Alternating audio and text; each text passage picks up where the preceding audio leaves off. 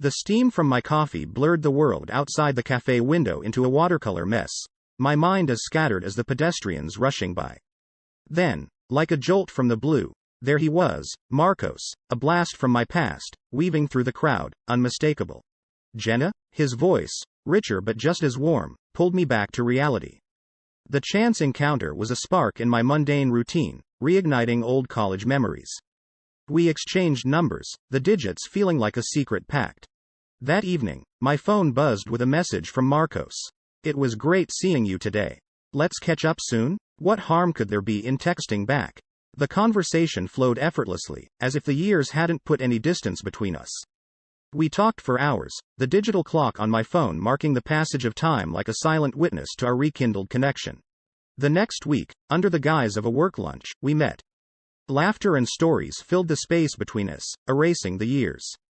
It was as if we'd never parted, our connection immediate and intense. I hadn't laughed that freely in years, not since. I pushed the thought away. Lying to Aaron came easier than I expected. A late meeting, I said, avoiding his eyes. Guilt gnawed at me, but the thrill of secrecy was intoxicating. Our secret lunches became our little escape until one day, as we lingered over coffee, Marcos's hand found mine. The touch was electric, a shockwave through my system, culminating in a kiss that sealed our fates. I should have pulled away. Instead, I found myself leaning in, lost in the moment. The walk home was a battle with my conscience. Guilt clashed with exhilaration. What had I done? Yet, the memory of the kiss sent shivers down my spine. I was living a double life, and the thrill was unlike anything I'd experienced. Each secret meeting with Marcos, each lie to Aaron, added layers to my deception. I juggled my dual lives with a skill I didn't know I possessed, each day blurring into the next in a haze of anticipation and dread. This wasn't me. I wasn't this person. Yet, as I looked in the mirror, the woman who stared back was a stranger, caught in the web of her own making, thrilling in the secrecy and danger of an affair. The realization was sobering, but the pull of this new, exhilarating life was too strong to resist. The instant I saw him, my heart skipped. Not Aaron, my husband of 5 years, but Marcos, a blast from my past, standing in line at the coffee shop with that same crooked smile that could unravel me. Jenna? He asked, as if seeing a ghost. Marcos, I exclaimed, the familiarity of his name on my lips feeling like a secret sin. We exchanged numbers, a seemingly innocent act that marked the beginning of my descent. That evening, as Aaron watched TV, I texted Marcos under the guise of scrolling through social media.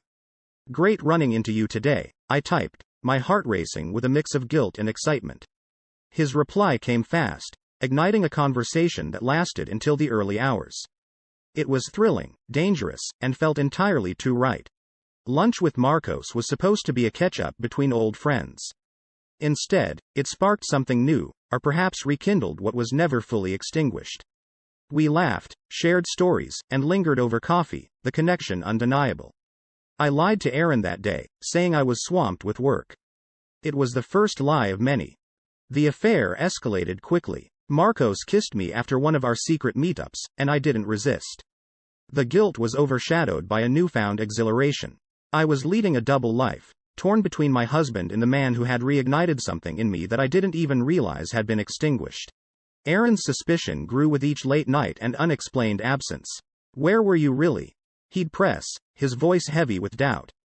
I became a master of deflection, accusing him of being paranoid, even as the evidence mounted against me. Marcos gave me a necklace, a tangible symbol of our affair. I hid it in the back of a sock drawer, a poor attempt at keeping my two worlds separate. Aaron found it one day, his face a mix of confusion and hurt. It's just from an old friend, I lied, barely recognizing my own voice. The tension in our home became palpable, arguments more frequent and more heated. I bought a second phone to communicate with Marcos, a move that felt like crossing a point of no return. Aaron nearly discovered it one evening, and I managed to hide it just in time, my heart pounding in my chest. The fear of getting caught was exhilarating and terrifying in equal measure.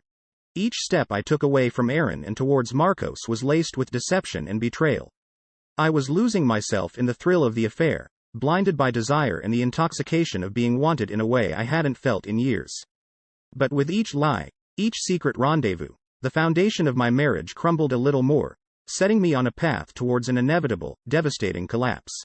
The moment Marcos asked me to leave Aaron, my world stood still.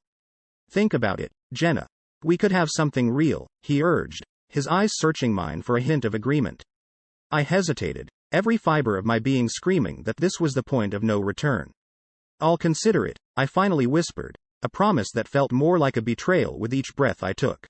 As I lay awake that night, Aaron's steady breathing beside me, I allowed myself to fantasize about a life with Marcos. A life filled with passion, excitement, and the unknown. We'd travel, explore new places, and build a life together away from the shadows of deceit. The plan was like a vivid dream, so tempting yet fraught with guilt. The bubble burst when Marcos, driven by impatience or folly, showed up at my workplace unannounced. His presence, meant to be a grand gesture, turned into a spectacle. Word got around fast, and by the evening, Aaron confronted me with a look that chilled me to the bone. I heard about your visitor today. Jenna. What's going on? His voice was calm, but the hurt behind it was palpable. Faced with Aaron's ultimatum, my world crumbled. Come clean or it's over, he stated, leaving no room for excuses. The truth spilled out in a flood of tears and confessions. I told him about Marcos, the affair, and the indecision tearing me apart. I begged for his forgiveness, for a chance to make things right, but the damage was done. Aaron's departure was silent, a quiet storm leaving devastation in its wake. He needed time to think, he said, but the finality in his voice told me everything I needed to know. The absence of his presence in our home was a stark reminder of the cost of my choices. In the aftermath, my decision to be with Marcos felt like stepping into a void. Relief at no longer living a lie was tinged with fear of the unknown. I had chosen a path that promised happiness but was littered with the debris of a broken marriage and a shattered trust. As I moved forward, each step was heavy with the realization of what I had lost and what I hoped to gain. The world I thought I knew shattered in an instant. The twist came out of nowhere, leaving me gasping for air. Marcos, the man I had risked everything for, casually mentioned he was married and had no intention of leaving his wife. It's complicated, Jenna. You wouldn't understand, he said with a shrug, his words slicing through me like a knife. Betrayal burned through me as I confronted Marcos. How could you do this to me? I demanded, my voice shaking with anger and disbelief. He looked at me, not with remorse, but with cold indifference. Life's complicated, Jenna. I thought you knew what this was. His dismissal of my feelings was a wake-up call, a bitter pill that I swallowed with tears streaming down my face. Desperate for a semblance of the life I had so recklessly thrown away, I tried to reach out to Aaron. But he had vanished from my world as if he had never been a part of it. His phone number was changed, and the home we shared now felt like a tomb, echoing with the ghosts of our past. Isolation crept in as friends chose sides, an invisible line drawn in the sand. Most sided with Aaron, their silent judgment a constant reminder of the wreckage I had caused. Loneliness became my only companion, its weight pressing down on me with every breath I took. I threw myself into work, seeking solace in the numbing routine of daily tasks. But solace remained elusive, a distant mirage in the desert of my reality. The encounter with Aaron, seeing him laugh and hold someone else, twisted the knife deeper into my heart. Jealousy and loss consumed me, a toxic cocktail that left me reeling. My performance at work began to suffer as depression wrapped its cold fingers around me. The vibrant, confident woman I once was faded into a shadow, a mere echo of her former self. Regret became my constant companion, whispering reminders of the happiness I had so carelessly destroyed. The realization of the full extent of my actions came crashing down on me like a tidal wave. The understanding that I had not only lost Aaron but had also lost myself in the process was a bitter truth I could no longer ignore. The cost of my choices was etched into the very fabric of my being, a price paid in full with a heart shattered beyond recognition. From the moment I stepped into the fallout of my own making, the consequences of my actions bore down on me with the weight of the world. My career, once a source of pride, became a battlefield. Whispers filled the halls, each murmur a pointed reminder of the scandal I had caused. Social invitations ceased, and colleagues who once greeted me with warm smiles now offered nothing but cold shoulders. The professional world I had built on years of hard work crumbled beneath the stigma of my personal failures. In this new, lonelier existence, I sought solace in the small things. A book read without interruption, a solitary walk in the park, a cup of coffee savored in silence. These moments, insignificant as they might seem, became my lifelines, tiny beacons of light in the overwhelming darkness. I was learning to accept this altered state of being, finding a semblance of peace in the simplicity of solitude. The unexpected news of Marcos's downfall reached me through the grapevine, a twisted sword of poetic justice. His wife had left him, taking their children and the remnants of their life together, leaving him to stew in the aftermath of his own deceit. I couldn't help but wonder if he felt the same gnawing emptiness that had become my constant companion. Reflection became a daily ritual, a time to confront the hurt I had caused and the karma I now faced. The realization that I was not the victim but the architect of my own misery was a bitter pill to swallow. With each passing day, I came to understand the depth of the pain I had inflicted, not just on Aaron, but on everyone caught in the crossfire of my selfishness. In the midst of my introspection, life offered a glimmer of hope in the form of someone new. He was kind, understanding, and, most importantly, unaware of the chaos that had been my life. Yet, the scars of my past held me back, fear anchoring me to the spot, unable to move forward. The thought of risking someone else's heart was a risk too great to take, leaving me trapped in a cycle of loneliness and regret. Therapy became my sanctuary, a place to unravel the tangled web of emotions and actions that had led me to this point. Through sessions filled with tears and revelations, I began to understand the motivations behind my choices and the steps needed to heal. It was a slow, often painful process, but with each breakthrough, I felt a piece of my burden lift, giving way to a cautious optimism. Small improvements in my mental health emerged like the first rays of dawn after a long night. Laughter no longer felt foreign, and hope, a concept I had once abandoned, started to take root. Yet, progress is not a straight line, a lesson I learned the hard way when I ran into Marcos. His attempt to rekindle what we had, a desperate bid to cling to the past, served as a stark reminder of how far I had come, and how easily it could all unravel. Facing Marcos again, I found the strength I didn't know I had. Rejecting his advances, I realized that the journey I was on was mine alone, a path towards redemption and self-forgiveness that no one else could walk for me. The setback, instead of breaking me, fortified my resolve. I was not the woman I had been, and though the road ahead was uncertain, I was finally ready to face it head-on, one small step at a time. The moment I turned Marcos away, something inside me clicked. It was as if I was seeing the world for the first time in color, realizing I didn't need him or his false promises to define my worth. That rejection wasn't just about him. It was a declaration of my independence, a step towards reclaiming the life I had so carelessly set on fire. In the wake of that decision, I turned inward, focusing on personal growth with a fervor I hadn't known I possessed. I was determined to learn from my past mistakes, to emerge from the ashes of my broken marriage a wiser, stronger person. This wasn't about redemption in the eyes of others but about proving to myself that I could rise above the chaos I had created. New interests became my solace and my salvation. I threw myself into painting, the strokes of my brush a tangible expression of the tumultuous emotions raging within me. Yoga offered me a sense of peace and grounding, each pose a step towards finding balance in the chaos. These weren't just hobbies, they were lifelines, pulling me back from the brink of despair. There were moments of weakness, of course. Late at night, the loneliness would become unbearable, and my thoughts would drift to Aaron. What if I reached out? Could there be a chance for reconciliation? But as dawn broke, clarity would return.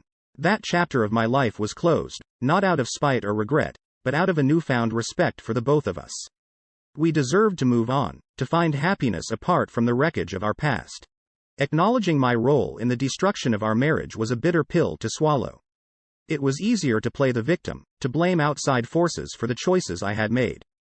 But true growth meant facing the uncomfortable truths, owning up to my mistakes, and learning to live with them. It was a painful process, fraught with moments of self-doubt and regret, but it was necessary.